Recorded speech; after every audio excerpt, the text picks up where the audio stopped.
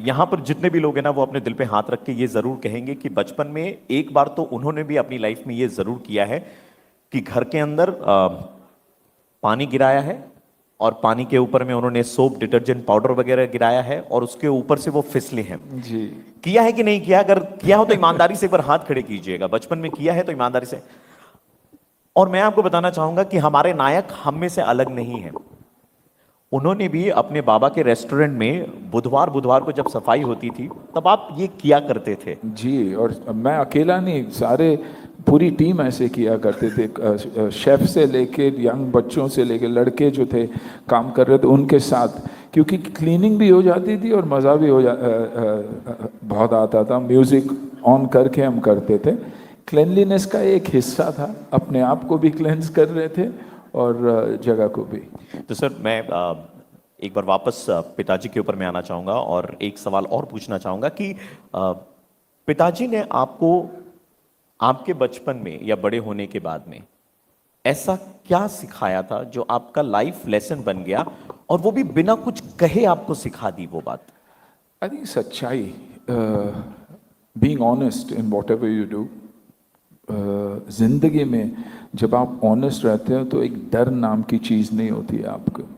आपके दिमाग में जब आप जानते हो कि मैं एक बहुत ही ऑनेस्ट इंसान हूँ, गलतियाँ बहुत हो सकती है लेकिन इंटेंशनली कभी मैं कुछ गलत नहीं करता और मैं ऑनेस्ट हूँ, तब आपको डर नाम की चीज़ नहीं होती। And that fear is what stops us from doing anything in life or achieving anything in life.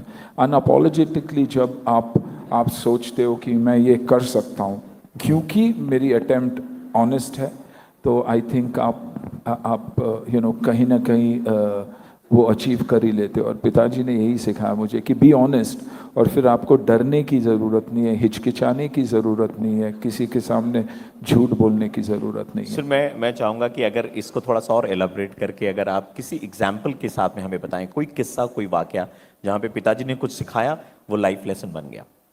देखिए, जैसे आप ही ने कहा, जब वो इंसिडेंट हुआ था, 400 लड़कियां फंसी हुई थी मुंबई में कामाठीपुरा जैसे जगह में, और यही चाहते थे कि उन बच्चियों को वहाँ से कैसे निकाले। सारे NGOs, मेरी mother in law, Vipla foundation, Vipla Kadri ने कहा कि ऐसे ऐसे है और इन 400 लोगों को हमको वहाँ से निकालना है। इंटेंशन